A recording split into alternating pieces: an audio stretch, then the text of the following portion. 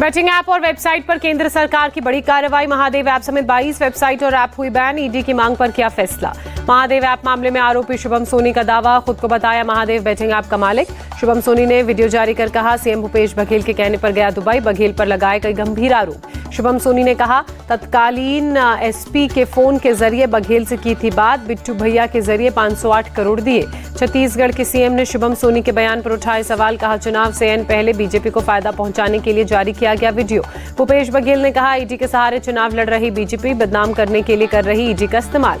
भूपेश बघेल ने शुभम सोनी को जानने या मिलने से किया इनकार। महादेव ऐप के संचालकों को दुबई से गिरफ्तार कर भारत लाने की मांग की। स्मृति ईरानी ने सीएम बघेल पर साधा निशाना, कहा दुबई के रिमोट से होते हैं कंट्रोल, अब तक इटली की रिमोट का भी था पता। हमास के खिलाफ 31वें दिन भी इजराइल का हमला जारी। इजरायली सेना ने गाजा को पूरी तरह से घेर रखा है। इस सीज फायर को लेकर इजराइल के पीएम बेंजामिन नेतन्याहू का बड़ा बयान, कहा जब तक बंधकों को हमास रिहा नहीं करेगा तब तक किसी तरह का कोई सीज फायर नहीं होगा। हमास ने फिर किया हमला, टेल अवीव और आसपास के इलाकों में दागी मिसाइल। इजराइल ने हवा में ही मार गिराई। युद्ध में हमास और हिजबुल्लाह के बाद यमन के हूती विद्रोहियों की एंट्री। इजराइल पर दागी मिसाइल, इजरायली सेना ने किया इंटरसेप्ट। आतंकी संगठन हिजबुल्लाह इजराइल के खिलाफ खुलकर अटैक कर रहा है। ईरान ने अमेरिका को दी चेतावनी, इजराइल और युद्ध का समर्थन करना बंद करें नहीं तो होगा भारी नुकसान। हैदराबाद की रैली में इजरायली पीएम बेंजामिन नेतन्याहू पर बरसे असदुद्दीन ओवैसी, कहा जब तक दुनिया रहेगी तब तक इन जालिमों से फिलिस्तीन लड़ता रहेगा।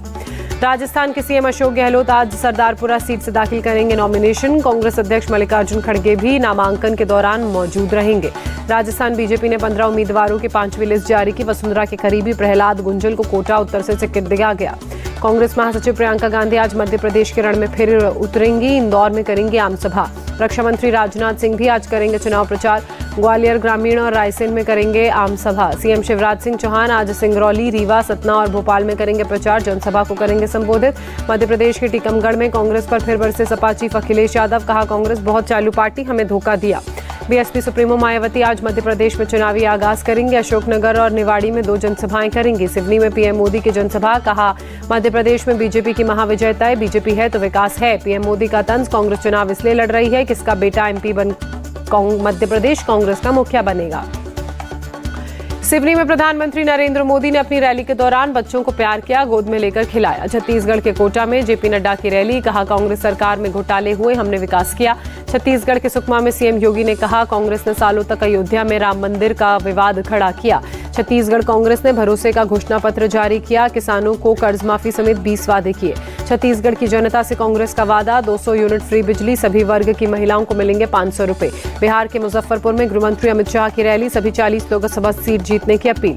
अमित शाह के बयान पर डेप्यूटी सीएम तेजस्वी यादव ने कहा, अगर गलत हुआ है जातिवार सर्वेक्षण तो पूरे देश में कराए जातिवार जनगणना। बिहार विधानसभा का शीतकालीन सत्र आज से होगा शुरू। 5 दिन तक चलेगा सत्र, पेश होगी जातिवार गणना की रिपोर्ट। अयोध्या में रामलला के समक्ष किया गया अक्षत पूजन। देश के 5 लाख मंदिरों में भेजे जाएंगे ये अक्षत। महुआ मोइत्रा के खिलाफ कैश फॉर क्वेरी मामला, लोकसभा आचार संहिता की बैठक 7 नवंबर को होगी। ड्राफ्ट रिपोर्ट पर विचार करना होगा एजेंडा। लखनऊ में मुख्यमंत्री योगी आदित्यनाथ ने आगामी दीपोत्सव और त्योहारों के मद्देनजर समीक्षा बैठक की। अधिकारियों को जरूरी दिशा निर्देश दिए। 3 दिवसीय दौरे पर केदारनाथ धाम पहुंचे राहुल गांधी, बाबा केदार की संध्या आरती में शामिल हुए। शरद गुट के एनसीपी नेता एकनाथ खड़से को पड़ा दिल का दौरा, मुंबई में इलाज जारी। बीएचयू के सिंह द्वार पर आईसा और बीसीएम के छात्रों ने एबीवीपी के छात्रों के साथ मारपीट की। एबीवीपी का आरोप, हिंदुओं की कब्र खोदने के लगा रहे थे नारे। दिल्ली एनसीआर में प्रदूषण से हालात बेहद खराब, ग्रैब 4 हुआ लागू, कंस्ट्रक्शन समेत कई कामों पर पाबंदी। दिल्ली के पर्यावरण मंत्री गोपाल राय ने अलग अलग विभागों की आज बुलाई बैठक। बढ़ते प्रदूषण और ग्रैब 4 लागू करने को लेकर होगी चर्चा। दिल्ली में लागू हो सकता है odd even formula.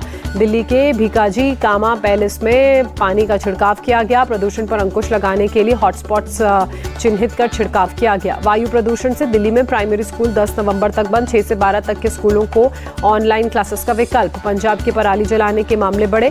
Satellite images में हुआ खुलासा, पिछले 4 दिनों में 14,000 से ज्यादा मामले आए सामने। गाजियाबाद में एक घर में लगी भीषण आग, धू-धू कर उठी लपटें।